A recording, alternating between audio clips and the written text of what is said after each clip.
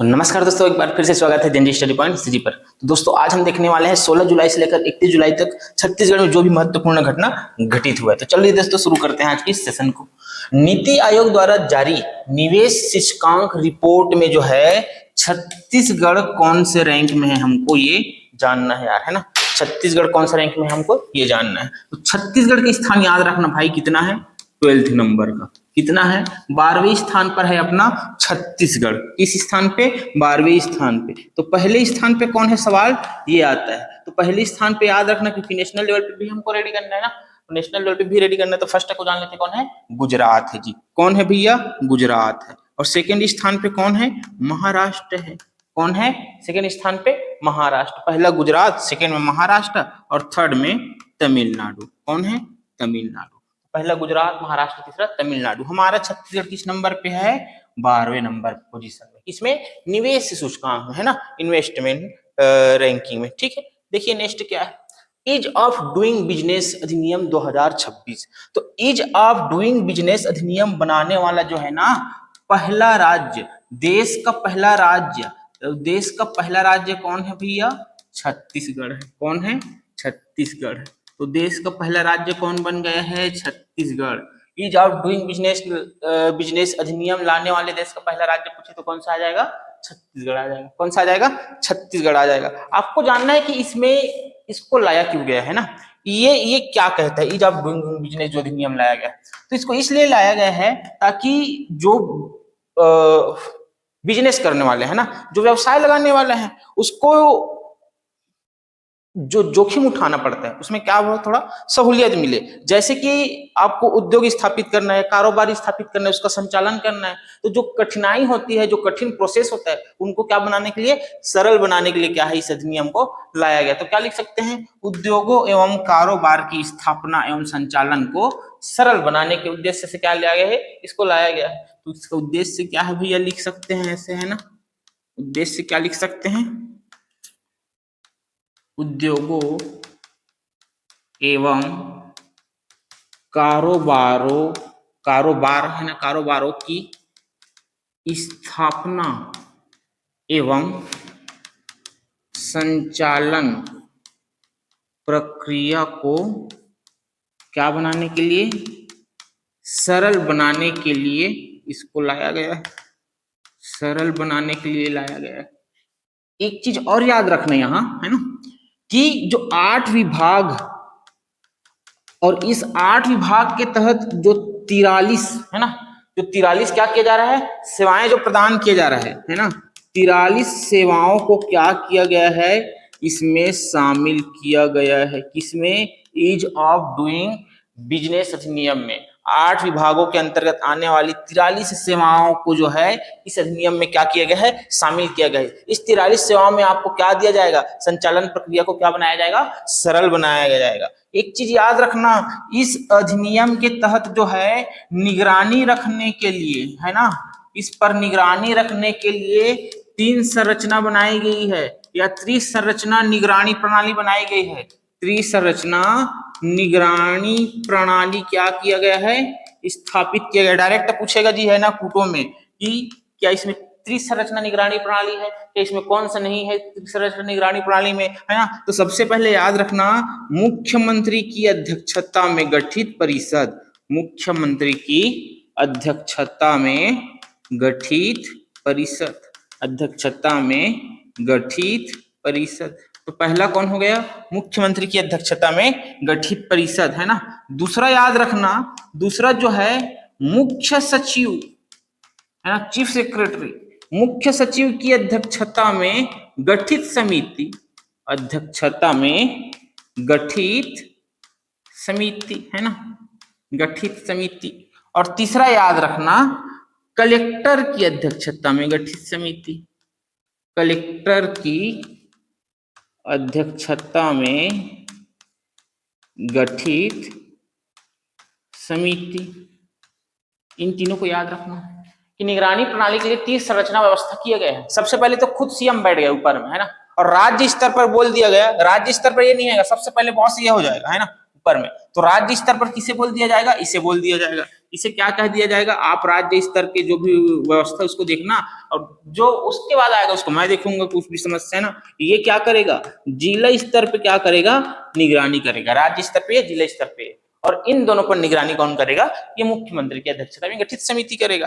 तो आपको इतना याद रखना है, ईज ऑफ डूइंग बिजनेस लाने वाला, अधिनियम लाने वाला छत्तीसगढ़ जो है ना, छत्तीसगढ़ जो है देश का क्या है, पहला राज्य है। ये क्यों ला गया है, उद्योगों की स्थापना को सरल बनाने के लिए, उसके संचालन प्रक्रिया को क्या बनाने के लिए, सरल बनाने के लिए, और इसके तक 8 विभागों के अंतर्गत जो 43 सेवाएं हैं उनको क्या किया गया है, शामिल किया गया है। इसकी संरचना त्रिसंरचना निगरानी प्रणाली है, खुद मुख्यमंत्री पहला, दूसरा मुख्य सचिव और तीसरा क्या है, जिला कलेक्टर है। तो आपको इतना याद रखना है ना। नेक्स्ट देखते हैं यार, नेक्स्ट क्या है,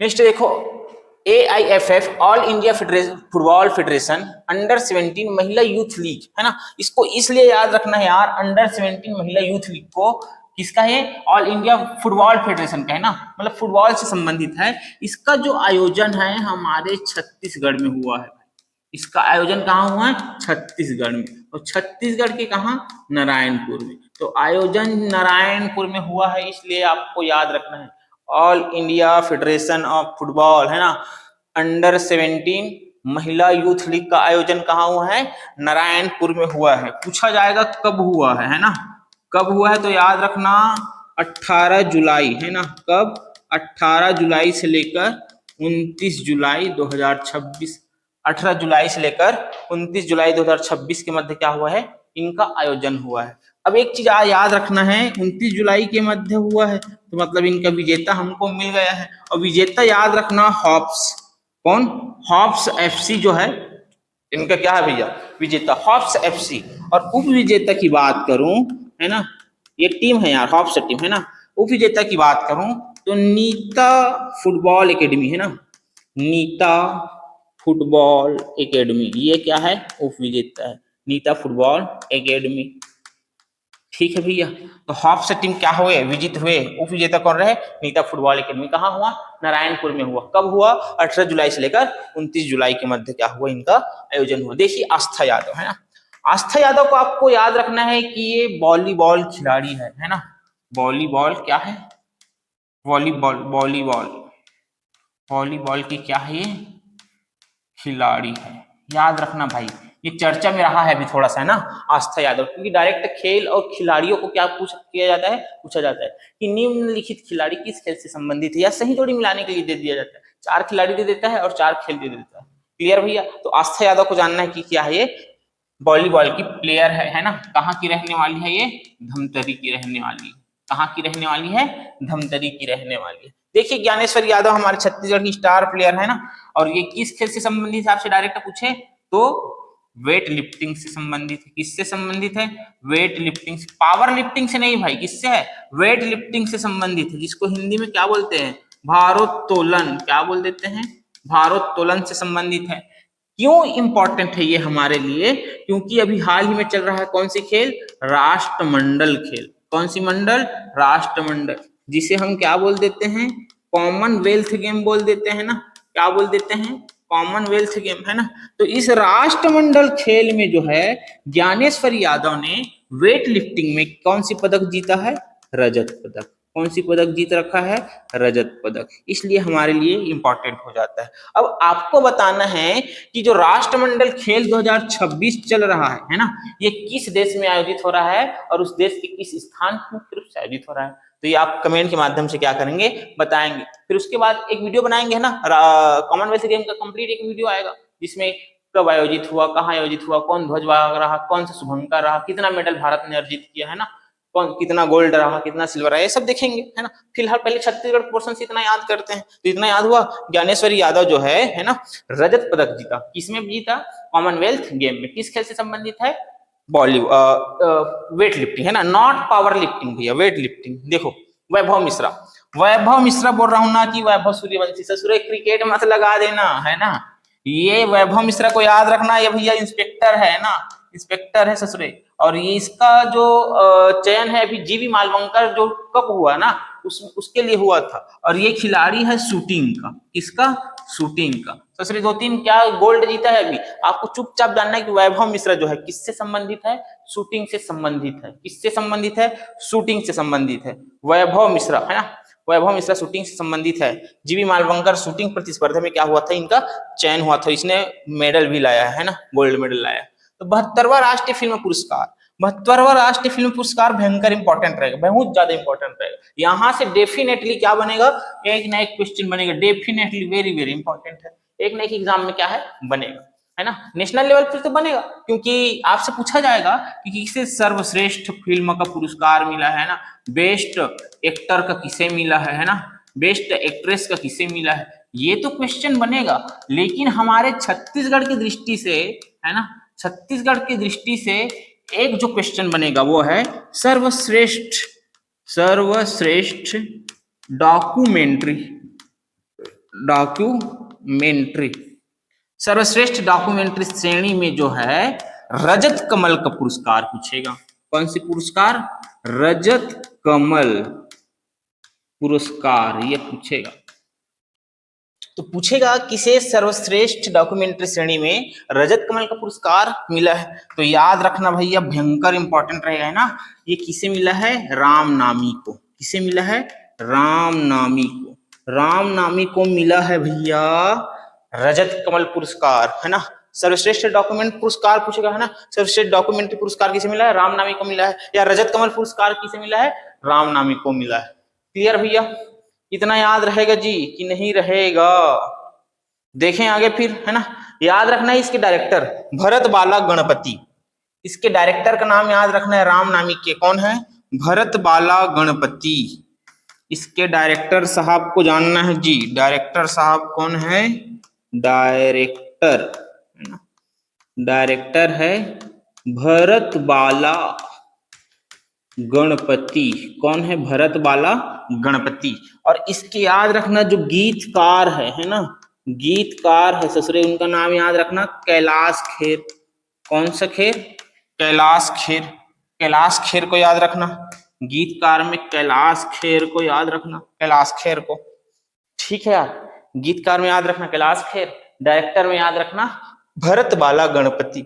राम के भाई, है ना, भगवान राम के भाई कौन थे, भरत थे, है ना, भगवान राम के भाई कौन थे, भरत। तो भरत से भरत वाला याद रखना, राम से रामनामी याद रखना। क्लियर, इतना याद रहेगा यार, है ना। आपको बाकी तो डिटेल्ड में पढ़ना है भाई, है ना, कि आर्टिकल 370 है ना, कि कार्तिक आर्यन है कि यामी गौतम है, ऐसा करके आपको कंप्लीट पढ़ना है। अब थोड़ा सा देख लेते हैं रामनामी संप्रदाय को, देख लेते हैं यार, क्योंकि रामनामी संप्रदाय अब हमारे लिए क्या हो जाता है, इंपॉर्टेंट हो जाता है। रामनामी संप्रदाय, है ना, रामनामी संप्रदाय याद रखना भैया, ये भगवान राम को, है ना, भगवान राम की निराकार रूप में क्या करता है, निराकार रूप में क्या करता है, उनका उपासना करता है। क्या करता है, उपासना करता है। मतलब ये भगवान राम की मूर्ति पूजा, है ना, मूर्ति पूजा नहीं करता, मूर्ति पूजा नहीं करता। किस रूप में, निराकार रूप में। भगवान है हाँ, उसका कोई आकार नहीं है, किस रूप में क्या करता है, उसको पूजता है। किसको, भगवान राम को। तो कब से पूजता है, तो याद रखना रामनामी संप्रदाय की जो स्थापना होती है वो कब से होती है, 1890 से होती है। कब से होती है, 1890 से होती है। तो कोई ना कोई तो स्थापित करेगा, तो इनके प्रवर्तक याद रखना। क्या याद रखना, प्रवर्तक संत परशुराम भारद्वाज, संत परशुराम भारद्वाज, संत परशुराम भारद्वाज जी इनके क्या है, प्रवर्तक है। कब हुआ, 1890 में हुआ। कैसे उपासना करते हैं, निराकार रूप में, है ना, मूर्ति पूजा नहीं करते। मूर्ति पूजा नहीं करते तो भैया और तो क्या करते हैं, विशेष याद रखना, ये अपने संपूर्ण अंगों में, संपूर्ण अंगों में, है ना, संपूर्ण अंगों में क्या करवाते हैं, राम नाम की गोदना क्या करवाते हैं, अंकित करवाते हैं, है ना, गोदना गुदवाते हैं। राम नाम की क्या गुदवाते हैं, पूरे शरीर में क्या करवाते हैं, गोदना गुदवाते हैं। अब जानते हैं कि इसको किस क्षेत्र में क्या किया जाता है, फॉलो किया जाता है। मतलब रामनामी संप्रदाय के लोग किस क्षेत्र में निवास करते हैं, किस क्षेत्र में रहने वाले लोग रामनामी संप्रदाय में से जुड़े हुए हैं या इसको मानते हैं। तो याद रखना सबसे पहले सारंगगढ़ बिलाईगढ़। कौन सी गढ़, सारंगगढ़ बिलाईगढ़। बगल में है बलौदा बाजार, बलौदा बाजार के नीचे में है रायपुर, और बलौदा बाजार के ऊपर में है जांजगीर चांपा। तो इतना याद रखना है। सारंगगढ़ जो बिलाईगढ़ वाला पोर्शन है ना, सारंगगढ़ बिलाईगढ़ बगल में है, अपना बलौदा बाजार ऊपर में है, जांजगीर चांपा नीचे में है अपना रायपुर। तो इतना याद रखना एक पास। ये हुआ रामनामी संप्रदाय, है ना। अब रामनामी संप्रदाय के बाद चलते हैं आगे, तो आपको मिलेगा गंगाराम मगरमच्छ और गंगाराम और मगरमच्छ की मित्रता के बारे में। अभी गंगाराम और मगरमच्छ को याद रखना भैया, ये लोग बेमेतरा जिला से संबंधित है। कहां से संबंधित है? बेमेतरा जिला की क्या है कहानी है, बेमेतरा जिला की अनूठी कहानी है, अनोखी कहानी है। एक व्यक्ति है गंगाराम और एक है मगरमच्छ, इन दोनों की मित्रता की कहानी है। कहाँ की है ये? बेमेतरा जिला। बेमेतरा जिला में एक स्थान है बाबा मोहतरा, है ना। कौन सी मोहतरा? बाबा मोहतरा। इस बाबा मोहतरा नामक गांव की क्या है ये कहानी है, बाबा मोहतरा गांव की कहानी है। तो क्या कहानी है? इसकी मित्रता की कहानी है। तो क्यों जानना है भैया हमें, है ना, क्यों जानना है? इसलिए जानना है क्योंकि इनकी मित्रता की जो कहानी है, इनको एनसीईआरटी ने, है ना, एनसीईआरटी ने क्या किया है, अपने पाठ्यक्रम में क्या कर दिया है, शामिल कर लिया है। अपने पाठ्यक्रम में क्या कर लिया है, शामिल कर लिया है। इसलिए क्या हो जाता है, बहुत ज्यादा इंपॉर्टेंट हो जाता है। आपसे डायरेक्ट पूछेगा एनसीईआरटी की पाठ्यक्रम में निम्नलिखित में से कौन सी कहानी को या किन के बारे में जो है शामिल किया गया है, तो किन के बारे में जो है गंगाराम और मगरमच्छ की मित्रता के संबंध को क्या किया गया है, शामिल किया गया है। कहाँ से रहने वाले बिलोंग करते हैं गंगाराम और मगरमच्छ की जो कहानी है बेमेतरा जिला से संबंधित है ना, बेमेतरा जिला के बाबा मोहतरा गांव से क्या है ये संबंधित। देखो नेक्स्ट क्या कहते हैं, अग्निवीरों को आरक्षण, है ना, बहुत इंपॉर्टेंट है। अग्निवीरों को जो छत्तीसगढ़ राज्य ने क्या दे रखा है, आरक्षण के लिए भी प्रस्ताव क्या हो गया, पारित हो गया। बहुत सारे राज्य जो है अग्निवीरों को क्या दे रहे हैं, अग्निवीर में जो जाते हैं 4 साल के लिए जाते हैं, उसके बाद बेचारे बेरोजगार हो जाएंगे, है ना, तो उसको नौकरी के लिए और क्या दिया जा रहा है, थोड़ा आसान हो इसलिए आरक्षण दिया जा रहा है। तो हमारे छत्तीसगढ़ भी जो इस क्रम में क्या किए, आरक्षण के लिए प्रस्ताव पारित किए। और याद रखना छत्तीसगढ़ सरकार ने तृतीय श्रेणी, है ना, तृतीय श्रेणी में 10% का क्या दिया, आरक्षण दिया। कौन सी श्रेणी में? तृतीय श्रेणी में। तृतीय श्रेणी में 10% आरक्षण देगा। और कौन से तृतीय श्रेणी में? तो याद रखना सबसे पहले पुलिस आरक्षक। कौन सी? पुलिस आरक्षक। आप यदि पुलिस आरक्षक की तैयारी करते हैं या पुलिस आरक्षक की भर्ती निकलता है तो 10% आप किसके लिए आरक्षित हो जाएगा, अग्निवीरों के लिए आरक्षित होगा, है ना। एक याद रखना वन रक्षक, तृतीय श्रेणी के अंतर्गत कौन आएगा, वन रक्षक। और एक अभी याद रखना जेल प्रहरी, किसको याद रखना है, जेल प्रहरी, है ना। तो पुलिस आरक्षक, वन रक्षक और जेल प्रहरी जैसे तृतीय श्रेणी के वैकेंसीज में किसको आरक्षण मिलेगा, अग्निवीरों को क्या है, आरक्षण मिलेगा।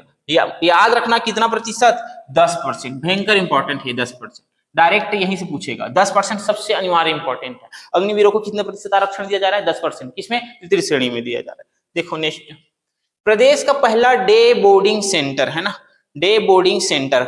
आपको याद रखना है कि डे बोर्डिंग सेंटर आखिर क्या है, तो डे बोर्डिंग सेंटर को याद रखना, ये तैराकी से क्या है, संबंधित है। किससे संबंधित है, तैराकी से संबंधित है। क्लियर भैया, तो तैराकी से संबंधित है ये डे बोर्डिंग। तो कहाँ खोला जा रहा है डे बोर्डिंग सेंटर, और क्योंकि ये पहला है ना, तो कहाँ खोला जा रहा है, अपनी राजधानी रायपुर में। रायपुर में खोला जा रहा है प्रदेश का पहला डे बोर्डिंग सेंटर जो तैराकी से क्या है, संबंधित है।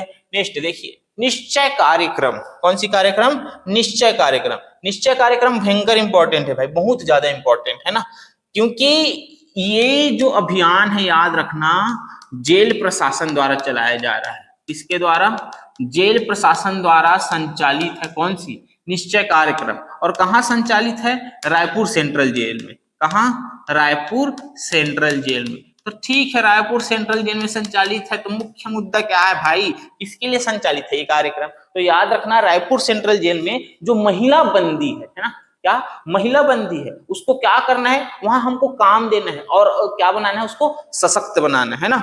तो महिला बंदियों को क्या करेंगे हम, सशक्त बनाएंगे, स्वावलंबी बनाएंगे, है ना, खुद काम करो, पैसा क्या करो, अर्न करो। तो मुख्य रूप से याद रखना कि इनका उद्देश्य है महिला बंदियों को, है ना, जेल में बंद महिला बंदियों को स्वावलंबी स्वावलंबी एवं आत्मनिर्भर बनाना।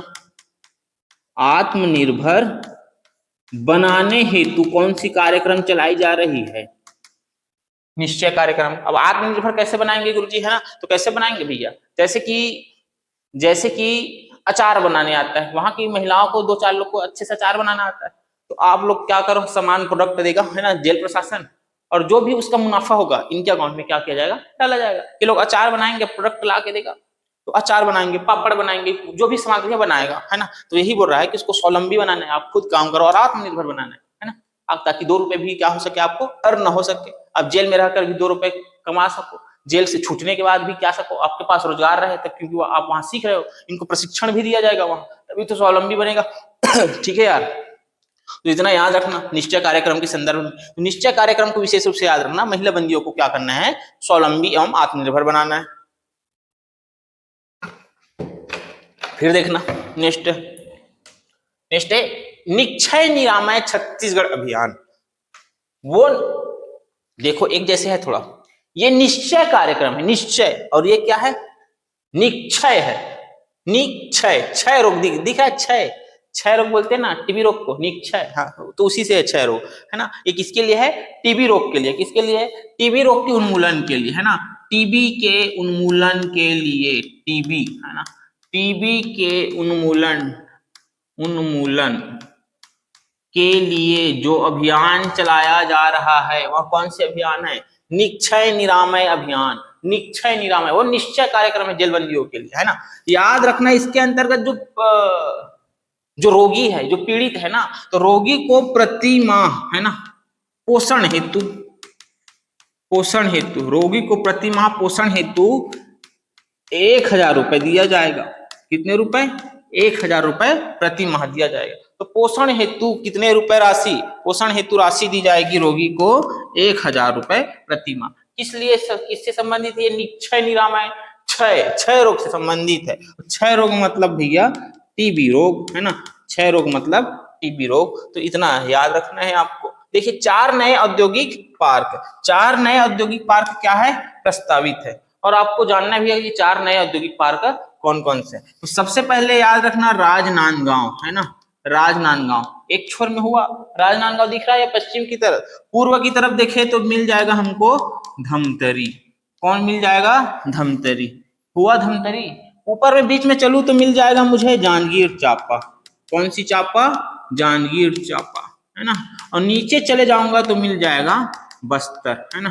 तो पूर्व पश्चिम उत्तर दक्षिण ऐसे याद रखना, एक तरफ राजनांदगांव तो एक तरफ धमतरी, ऊपर में जांजगीर तो नीचे में बस्तर। इस 4 जगहों पे क्या बनाएंगे, औद्योगिक पार्क बनाएंगे, ऐसे करके क्या हुआ है, प्रस्तावित हुआ है। प्रोजेक्ट धड़कन, है ना, धड़कन, है ना, नुसरत फतेह अली खान जी, धड़कन याद आ रहा है, धड़कन मतलब क्या, हार्ट, है ना, हृदय से संबंधित है, हृदय बीमारी से संबंधित है। कौन सी, ये प्रोजेक्ट धड़कन। लेकिन कौन सी हृदय बीमारी से संबंधित है, जो छोटे बच्चे हैं, है ना, तो छोटे बच्चे हैं उनसे संबंधित है। तो बच्चों में जो जन्मजात हृदय रोग है ना, जिस बच्चों में जन्मजात क्या है, हृदय रोग है ना, जन्मजात क्या है, हृदय रोग है, इनके उन्मूलन हेतु या इनके क्या बोल देंगे, उपचार हेतु, है ना, इनके उपचार हेतु, है ना, बच्चों में जन्मजात हृदय रोग के उपचार हेतु जो अभियान चलाया जा रहा है ना, वो क्या है भैया, प्रोजेक्ट धड़कन। तो प्रोजेक्ट धड़कन का संबंध किससे है, बच्चों में जन्मजात हृदय रोग समस्या से है, इनके उपचार हेतु हम चला रहे हैं प्रोजेक्ट धड़कन। समझ में आया, है ना। और उपचार कैसा होगा, निःशुल्क होगा, है ना, कैसा होगा उपचार जो है निःशुल्क होगा, 1 रुपया भी नहीं लगेगा उनको। क्लियर भैया, जो भी समस्या आएगा वो सरकार वहन करेगा प्रोजेक्ट धड़कन के तहत। देखो ट्री एटीएम, क्या जानना है, ट्री एटीएम, है ना। तो ट्री एटीएम क्या, एटीएम मतलब पैसा निकालते हैं यार, है ना, जहां से हमको पैसा मिल जाता है, जब जाए तब मिल जाता है। अरे मिलता है ठीक है, कभी कभार खाली हो जाता है, अलग बात है भाई, लेकिन जब जाए अपना एटीएम कार्ड डालो और क्या मिल जाएगा, पैसा निकल जाएगा, कोई टेंशन वाली बात नहीं। तो ये लिखा है सामने में, क्या लिखा है? ट्री लिखा है। तो ट्री मतलब क्या होता है? पेड़, है ना। तो पेड़ पौधा जहां से हमको जाते ही तुरंत मिल जाए वो क्या है? Tree ATM. तो ये कांकेर में जो है वन विभाग द्वारा चलाई जा रही एक विशेष पहल है यार, है ना, ट्री एटीएम। इस ट्री एटीएम के माध्यम से जो है ना, नागरिकों को क्या दिया जाएगा? निःशुल्क पौधा उपलब्ध कराया जाएगा। निःशुल्क क्या उपलब्ध कराया जाएगा? पौधा उपलब्ध कराया जाएगा, ताकि जो आम नागरिक है वो वृक्षारोपण कार्यक्रम से क्या हो सके? जुड़ सके। तो विशेष रूप से याद रखना, ट्री एटीएम, है ना, कहाँ चलाया जा रहा है? कांकेर में चलाया जा रहा है ना। किसके द्वारा चलाया जा रहा है? वन विभाग के द्वारा। वन विभाग द्वारा है चलाया जा रहा है। नागरिकों को निःशुल्क क्या दिया जाएगा? पौधा दिया जाएगा। तो ट्री एटीएम इतना याद रखना, है ना, ट्री एटीएम। मेरा भारत युवा पोर्टल, ये बहुत चर्चा में है यार अभी, मेरा भारत युवा पोर्टल, ठीक है। तो मेरा भारत युवा पोर्टल का उद्देश्य है, आपको जानना है कि युवाओं को क्या करना है। इनका उद्देश्य कौशल प्रदान करना है। तो युवाओं में कौशल विकास करना युवा भारत पोर्टल का मुख्य उद्देश्य। थोड़ा सा देखते हैं इनका उद्देश्य, है ना। 2-3 उद्देश्य याद रखेंगे और इसकी पात्रता याद रखेंगे, क्योंकि ये जन सेवा की भावना या यूं बोलूं स्वयं सेवा की भावना क्या करती है? जागृत करने का मुख्य उद्देश्य।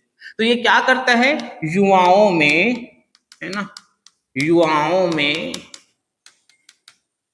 कौशल विकास विकसित करना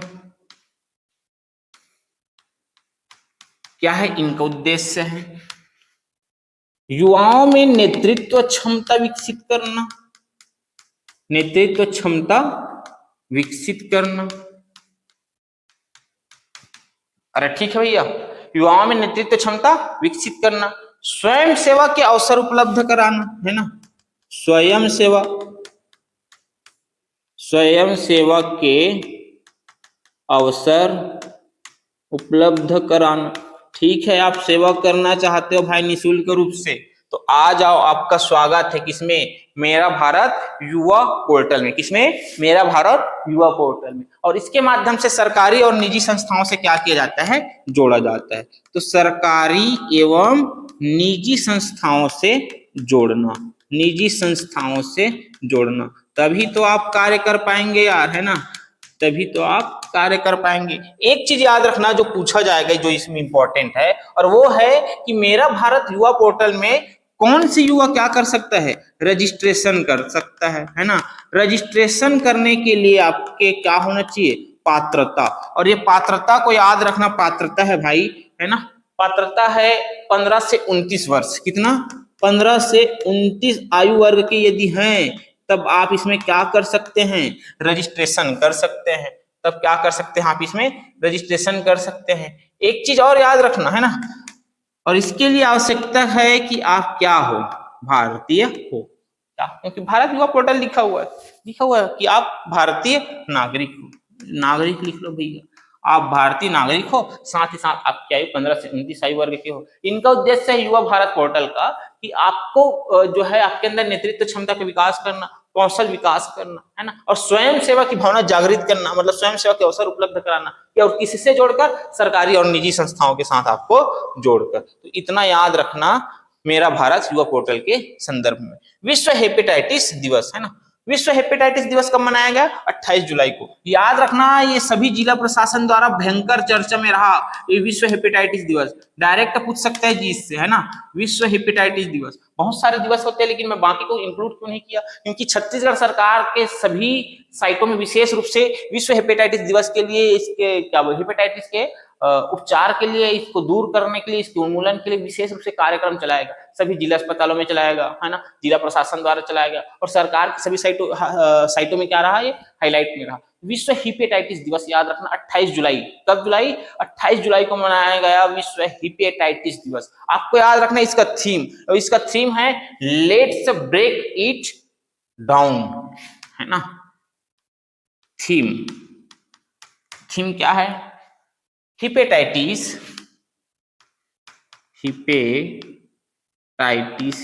भैया, थीम याद रखना इंपॉर्टेंट है ना। Theme hepatitis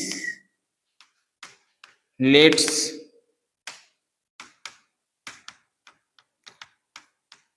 break it down, let's break it down. Hepatitis, let's break it down. ठीक है, तो इनका क्या था, थीम था। कब मनाए, 28 जुलाई को मनाए, इतना आपको याद रखना है ना। लगे हाथ यही याद कर लेना, 29 जुलाई है ना, 29 जुलाई को हमने मनाया था, 29 जुलाई को अंतरराष्ट्रीय बाघ दिवस, अंतरराष्ट्रीय बाघ दिवस। लगे हाथ याद कर लो, ये भी इंपॉर्टेंट है। अंतरराष्ट्रीय बाघ दिवस मनाया हमने 29 जुलाई को, है ना। आपको याद रखना है छत्तीसगढ़ का पहला स्पोर्ट्स कॉन्क्लेव, छत्तीसगढ़ का पहला स्पोर्ट्स कॉन्क्लेव कहाँ हुआ, तो कहाँ हुआ आपसे पूछा जाए तो कहाँ हुआ, रायपुर में हुआ।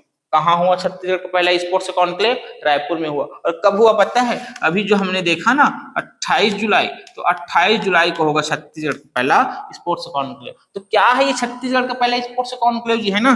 तो याद रखना इसमें क्या है, जो प्रशासक है ना, कौन सी प्रशासक, खेल प्रशासक, खेल प्रशासक, प्रशिक्षक, है ना, प्रशिक्षक, sports scientist, sports scientist, scientist. अरे समझ में आ रहा है। फिर कौन हो सकता है, जैसे जो फेमस खिलाड़ी है ना, प्रसिद्ध खिलाड़ी, प्रसिद्ध खिलाड़ी, ये सब लोग क्या करेंगे, बैठेंगे एक जगह और क्या करेंगे, खेल एवं खिलाड़ियों के बेहतर विकास एवं अधोसंरचना के लिए क्या करेंगे, प्लानिंग करेंगे, बात करेंगे कि कैसे छत्तीसगढ़ के युवाओं को खेल से जोड़ा जाए, जो जुड़े हुए खिलाड़ी है उनको, उनका विकास कैसे किया जाए, या खेल के लिए जो अधोसंरचना इंफ्रास्ट्रक्चर है ना, एकेडमीज है, उनको कैसे बनाया जाए और कैसे काम किया जाए।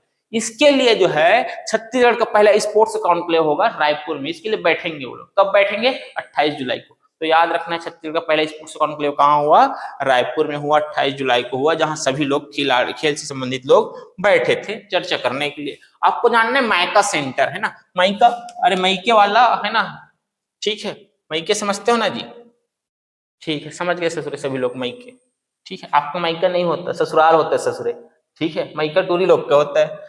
तो माइका सेंटर, माइका सेंटर को याद रखना, ये संचालित है नारायणपुर में। कहाँ संचालित है, नारायणपुर। कहाँ संचालित, विशेष रूप से याद रखना कहाँ संचालित है, नारायणपुर में। और टोटल 8 माइका सेंटर है। कितना सेंटर है, 8 माइका सेंटर है। कहाँ, नारायणपुर, 8 माइका सेंटर है। तो ये माइका सेंटर क्या है भैया, है ना, तो खाए पिए वाला सेंटर नहीं है ससुर, है ना। प्रसूति, सुरक्षित प्रसूति सहायता, ऐसे लिख सकते हैं, सुरक्षित प्रसूति सहायता करना, है ना, प्रसूति सहायता करना। तो सुरक्षित प्रसूति सहायता करना मतलब ये हॉस्पिटल है, कहने का मतलब है ना, एक तरह से क्या है, हॉस्पिटल ही है, जिसे क्या नाम दे दिया गया है, हॉस्पिटल, जिसे नाम दे दिया गया है माइका सेंटर। विशेष रूप से माइका सेंटर याद रखना कि इस जिला में, नारायणपुर जिला में 8 माइका सेंटर संचालित है। विशेष रूप से महिलाओं के लिए, गर्भवती माताओं के लिए है ना, प्रसूति, सुरक्षित प्रसूति क्या करना, उपलब्ध कराना, कि प्रसूति जो है सुरक्षित तरीके से हो जाए। देखते हैं क्या है नेक्स्ट, अजोला या एजोला, अजोला बोल देते हैं, ये लोग एजोला बोल देते हैं। तो ये अजोला या एजोला क्या है, तो ये क्या है भैया, जलीय फर्न है। क्या है, फर्न है, मतलब एक प्रकार से पौधा टाइप का, है ना, जो जल में रहता है। तो ये क्या है, जलीय फर्न है। तो ससुरे ये क्यों चर्चा में रहा, है ना, क्यों चर्चा में रहा पता है, क्योंकि ये क्या है, पशु के लिए क्या, किस रूप में इसको यूज करते हैं, खाद्य के रूप में यूज करते हैं। किस लिए यूज करते हैं, खाद्य के रूप में यूज करते हैं। इसको किस रूप में और यूज करते हैं हम, जैविक खाद के रूप में यूज करते हैं। किस रूप में यूज करते हैं, जैविक खाद के रूप में यूज करते हैं ना। तो पशु खाद्य या इस पशु खाद्य, दोनों खाद्य खाद्य लिखेंगे फंस जाओ, पशु चारे के रूप में यूज करते हैं, और किस रूप में यूज करते हैं, जैविक खाद के रूप में यूज करते हैं। है ना, पशु चारे के रूप में यूज करते हैं, जैविक खाद के, ठीक है, पशु चारे के रूप में और जैविक खाद के रूप में यूज करते हैं। तो हम छत्तीसगढ़ में क्यों पढ़ रहे हैं, है ना, छत्तीसगढ़ में इसको इसलिए पढ़ रहे हैं कि धमतरी की जो स्व सहायता समूह है ना, स्व सहायता समूह द्वारा इनका क्या किया जा रहा है, इनका उत्पादन किया जा रहा है। क्या किया जा रहा है, इनका उत्पादन किया जा रहा है। तो आपसे डायरेक्ट पूछेगा कि अजोला का उत्पादन किस जिला में किया जा रहा है, धमतरी जिला में किया जा रहा है। अजोला का संबंध किससे है, अजोला एक क्या है, जलीय फर्ण है। अजोला का उपयोग किस लिए होता है, पशुओं को चारे खिलाने के लिए, क्योंकि इसमें भरपूर मात्रा में क्या होता है भाई, प्रोटीन होता है ना, प्रोटीन होता है, तो पशु को चारा खिलाने के रूप में। और जैविक खाद बनाने में भी क्या होता है इनका, अजोला, है ना, धान के खेत में छिड़काव करते हैं यार, अजोला, नाइट्रोजन की भरपूर मात्रा होती है इसमें, है ना, तो अजोला जैविक खाद के रूप में क्या कर रहे हैं, प्रयोग कर रहे हैं। कोठलई का अभियान, है ना, कोठलई का अभियान ये पुराना अभियान है ना, लेकिन अभी हाल ही में इसलिए चर्चा में है क्योंकि इसमें लगभग 299 जो आंगनबाड़ी केंद्र है, ये कोठलई का मतलब सुरक्षित लड़का या स्वच्छ लड़का, है ना, स्वस्थ लड़का, स्वस्थ लड़का या स्वस्थ बच्चा, स्वस्थ बच्चा, इसका मतलब क्या है, स्वस्थ बच्चा, कोठलई का। तो स्वस्थ बच्चा मतलब छोटे बच्चा, और छोटे बच्चा मतलब जाता कहाँ पढ़ने के लिए, आंगनबाड़ी में जाता है ना। तो आंगनबाड़ी में जो कुपोषित बच्चा जाता है, वो बहुत गंभीर कुपोषित हो, नॉर्मल कुपोषित हो, कुपोषित बच्चा जाता है, उनको क्या करना है, उनको सुपोषित करना है। और सुपोषित करने के लिए मतलब कुपोषण का उन्मूलन करने के लिए जो अभियान चलाया गया वो है कोठलई का अभियान। और इसमें राजनांदगांव जिला को बहुत बड़ी क्या हासिल हुआ है, सफलता हासिल हुआ है, क्योंकि 299 आंगनबाड़ी केंद्र क्या हो गया है, कुपोषित बच्चे से उन्मूलित हो गया है। मतलब 299 आंगनबाड़ी ऐसा है जहां एक भी क्या है, कुपोषित बच्चा नहीं है। तो कोठलई का अभियान का संबंध किससे है, कुपोषण उन्मूलन से।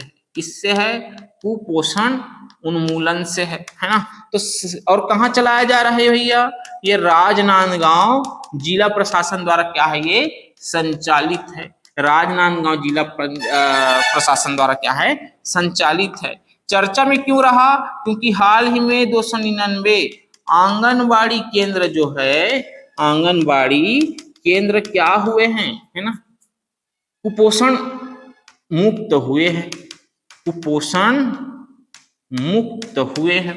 कितने, 299 आंगनबाड़ी केंद्र क्या हो गए हैं, कुपोषण मुक्त हुए। तो आपको इतना याद करना है और याद रखना है। कैच द रेन अभियान, है ना, कैच द रेन अभियान, कैच करना है यार, क्रिकेट खेल की तरह, है ना, क्रिकेट खेल की तरह कैच करना है किसको, रेन को, मतलब वर्षा को। तो कैच द रेन अभियान मतलब वर्षा जल का क्या करना है, वर्षा जल का संचय करना है ना, संग्रहण करना है। यही कौन सी अभियान है, कैच द रेन अभियान है। कहाँ चलाया जा रहा है, कोरबा जिला प्रशासन द्वारा। कोरबा जिला प्रशासन द्वारा कौन सी, कैच द रेन अभियान। और एक चीज विशेष याद रखना, इसमें जो मेथड अपनाया जा रहा है ना, उस मेथड का नाम है इंजेक्ट वेल पद्धति। इंजेक्ट वेल पद्धति जो मेथड अपनाया जा रहा है ना, जो विधि है, किस विधि से हम जल का संचय करेंगे, तो इंजेक्ट वेल पद्धति द्वारा, है ना, इंजेक्ट वेल पद्धति द्वारा क्या करेंगे, जल का क्या करेंगे, संचय करेंगे। और इस इंजेक्ट वेल पद्धति को याद रखना, किसके साथ वो सीख रहा है ना, इसरो की सहायता से भैया, इसरो की सहायता से, इसरो की सहायता से करेगा इस इंजेक्ट वेल मतलब कुआं यार, है ना, इसके माध्यम से बड़ा बड़ा कुआं बनाएगा बहुत सारे जगहों पे, और उस कुएं में क्या किया जाएगा, पानी को डायरेक्ट नालियों के माध्यम से क्या किया जाएगा, जोड़ा जाएगा। यही है इंजेक्ट मतलब भेजना, अंदर भेजना। तो इंजेक्ट वेल पद्धति द्वारा जो है वर्षा जल का संग्रहण या संचय किया जा रहा है, कहां, कोरबा जिला प्रशासन द्वारा, जिसको नाम दिया गया है कैच द रेन अभियान। क्लियर, इतना याद रहेगा। नेक्स्ट देखिए, रन फॉर इंद्रावती ना, क्या है, रन फॉर इंद्रावती। ये इंद्रावती नदी से संबंध नहीं है भाई, है ना, इंद्रावती नदी से इनका संबंध नहीं है। ये चलाया जा रहा है इंद्रावती टाइगर रिजर्व द्वारा। इंद्रावती टाइगर रिजर्व द्वारा क्या किया जा रहा है, चलाया जा रहा है, चलाया जा रहा है। किसके द्वारा चलाया जा रहा है, इंद्रावती टाइगर रिजर्व के द्वारा यहाँ चलाया जा रहा है। ये रन फॉर इंद्रावती क्या है, मैराथन गेम है। एक क्या है, मैराथन, है ना, मैराथन है। लेकिन इसका संबंध केवल मैराथन से नहीं है, इसका मतलब है ना, इसका मतलब है बाघ एवं वन्य जीव संरक्षण के समर्थन में दौड़िए। ससुरे आपको दौड़ना तो है, रन तो करना है, लेकिन किस लिए? बाघ और वन्य जीव के संरक्षण के संबंध में क्या करना है? दौड़िए। तो इसका अर्थ है, या इसको किस लिए मैराथन के रूप में दौड़ाया जा रहा है? ताकि लोगों में जागरूकता लाया जा सके कि हमको बाघ का संरक्षण करना है और वन्य जीव का संरक्षण करना है। तो बाघ एवं वन्य जीव संरक्षण, बाघ एवं वन्य जीव संरक्षण के समर्थन में दौड़िए। दौड़िए भैया, है ना। अरे ठीक है यार, इतना याद रहेगा, हाँ यही याद कर लो, है ना।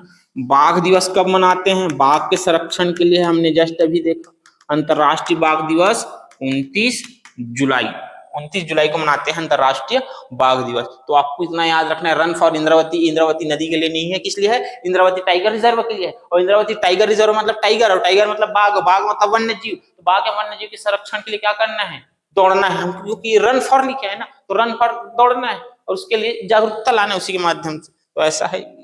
फिर देखो दिव्यांशु देवांगन, दिव्यांशु देवांगन को याद रखना यार, ये एयर राइफल क्या है? शूटर है क्या है? एयर राइफल शूटर है ना। एयर राइफल क्या है? शूटर है। आपको केवल इतना ही जानना है, क्योंकि ये जो जूनियर वर्ल्ड कप हुआ ना, उसमें क्या जीता है? गोल्ड जीता है, जान लो, ठीक है।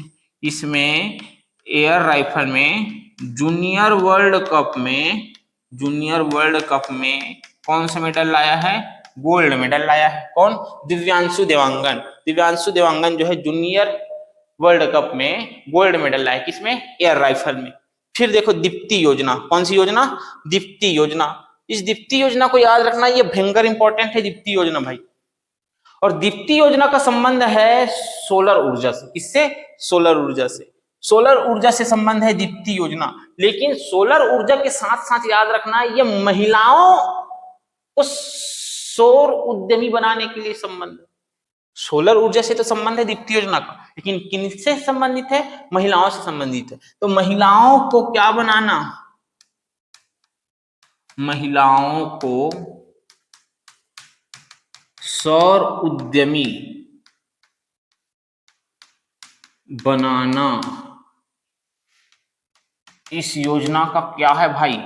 प्रमुख उद्देश्य है। यह योजना किस लिए चलाया जा रहा है? महिलाओं को सौर उद्यमी बनाने के लिए। और इसी महिलाओं को बोल देंगे, क्या बोल देंगे? सोलर दीदी। क्या बोल देंगे? सोलर दीदी।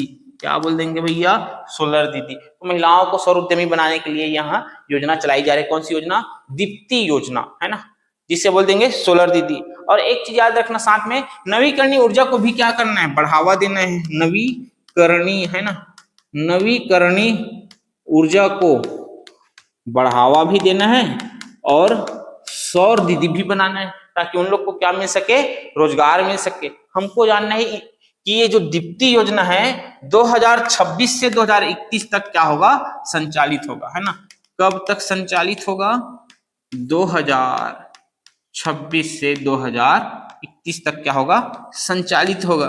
ठीक है, 2026 से 2031 तक संचालित होगा। तो इसका लक्ष्य क्या है ना? तो इसका लक्ष्य याद रखना कि ये टारगेट रखा है कि इस 5 सालों में, कितने सालों में? 5 वर्ष में, है ना। इन 5 वर्ष में जो है हमको क्या करना है?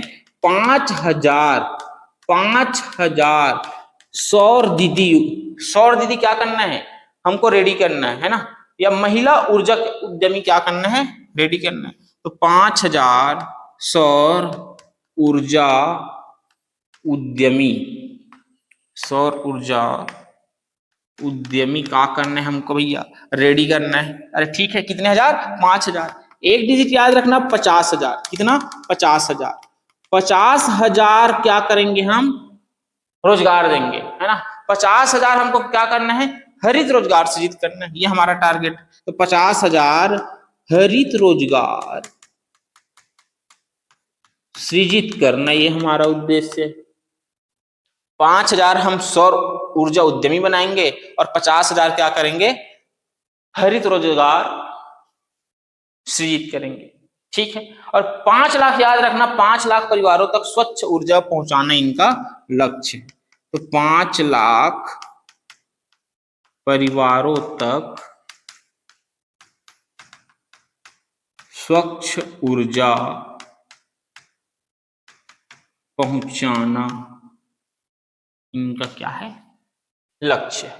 50,000 हरित रोजगार सृजित करना इनका लक्ष्य।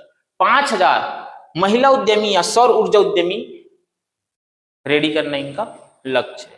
2026 से 2031 तक क्या है इनका समयावधि है।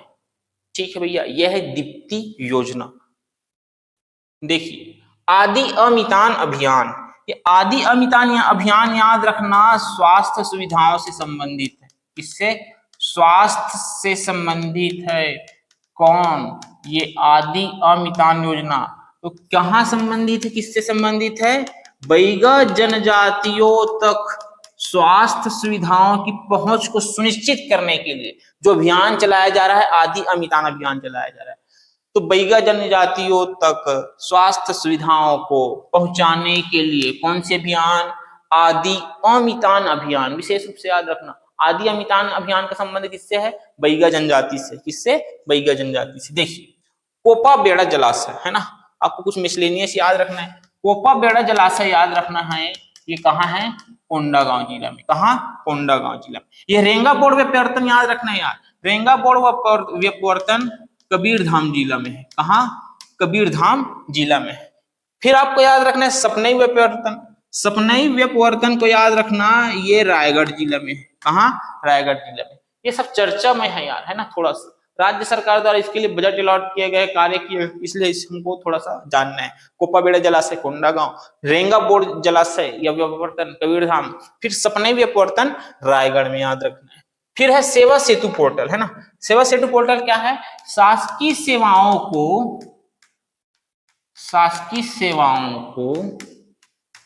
है ना, शासकीय सेवाओं को क्या किया जा रहा है इसके माध्यम से, सेवा पोर्टल के माध्यम से ऑनलाइन क्या किया जा रहा है? लाभ दिया जा रहा है। तो शासकीय सेवाओं को या शासकीय सेवाओं का ऑनलाइन लाभ देना इसके माध्यम से दिया जा रहा है, सेवा सेतु पोर्टल के माध्यम से। जो बहुत सारे जो योजना रहते हैं उस योजनाओं को ऑनलाइन पोर्टल के माध्यम से आप जाइए और आपको जो समस्या है उस पोर्टल में लिखिए, आपका क्या हो जाएगा? समाधान हो जाएगा। गज संकेत ऐप है ना, गज संकेत ऐप मतलब हाथी, गज मतलब हाथी, और गज हाथी मानव जो है ना, प्रतिद्वंद है ना, प्रतिद्वंद। तो गज मानव जो प्रतिद्वंद है, जो झड़प होता है, जो दोनों के बीच, दोनों का जैसे संगम हो गया, तो ससुरे मानव को हमेशा हाथी क्या करेगा? पटक देगा, है ना। तो इसके संबंध में जो हाथियों की जो रियल टाइम जानकारी प्रदान करेगा कि हाथी इस समय कहाँ है, ताकि हम लोगों को क्या कर सके? सचेत कर सके। तो उसके लिए जो ऐप यूज किया जा रहा है वो क्या है? गज संकेत ऐप, है ना। तो हाथियों के, ऐसे लिख सकते हैं, हाथी के रियल टाइम लोकेशन का पता बताता है, ताकि हाथी और मानव के बीच प्रतिद्वंद्व ना हो, है ना। ये गज संकेत है, विशेष रूप से कोरबा जिला में संचालित है। सीएम हेल्पलाइन नंबर भयंकर चर्चा में है, ये पूछा जाएगा किसी ना किसी एग्जाम में। 1076 कितना है? 1076 है ये सीएम हेल्पलाइन नंबर। फिर Katghora Dongargarh rail line, Katghora Dongargarh rail line को अभी क्या मिला है? जस्ट वो मिला है, अनुमति मिला है, और इसकी लंबाई पूछा जाएगा तो कितनी है? 295 किलोमीटर। कितना? 295। ये शुरू होगा कटघोरा, और कटघोरा मतलब कोरबा से शुरू होगा। कोरबा से जाएंगे बिलासपुर, बिलासपुर से जाएंगे मुंगेली, मुंगेली से जाएंगे कवर्धा, है ना, कवर्धा से जाएंगे खैरागढ़, और खैरागढ़ से डोंगरगढ़ मतलब राजनांदगांव। इतने जिलों से होकर 295 किलोमीटर में बनेगा ये कौन सी? Katghora Dongargarh rail line, 295 kilometre. तो आपको इतना क्या करना है भैया? याद रखना है। यहां होता है जुलाई महीना का, जो 16 जुलाई से लेकर जो 31 जुलाई तक की क्या थी? करेंट अफेयर्स थी, उनको हमने सभी को डिटेल रूप में क्या किया? कंप्लीट किया। अब आपको हमने पीछे जो पुराना है ना साप्ताहिक आना था यार, इसमें थोड़ा लेट हो गया है ना, मैं 15 दिन का एक साथ बना दिया। 1 से 8 जुलाई का आपको अलग से मिलेगा, फिर 8 से 15 जुलाई का आपको अलग से मिलेगा साप्ताहिक करंट अफेयर्स, फिर बचा हुआ आपको ये 16 जुलाई से लेकर 31 जुलाई तक मिल जाएगा। अभी इन सभी का क्या करेंगे हम, एक बार ऑब्जेक्टिव सॉल्व करेंगे, है ना। ऑब्जेक्टिव के लिए मैं नेक्स्ट वीडियो लाऊंगा। आपने यदि पुराना वीडियो नहीं देखा है ना वीकली का, तो वीकली आप देख लेना भाई, क्योंकि इसमें डिटेल से हमने पढ़ा है। और ऑब्जेक्टिव में केवल देखते जाएंगे देखते जाएंगे देखते जाएंगे, वहां हम डील नहीं कर पाएंगे, है ना। तो आपको याद करना है अच्छे से, करेंट अफेयर्स रेडी करना है अच्छे से, वीडियो को जरूर देखिएगा। ठीक है दोस्तों, वीडियो के अंत तक बने रहने के लिए धन्यवाद।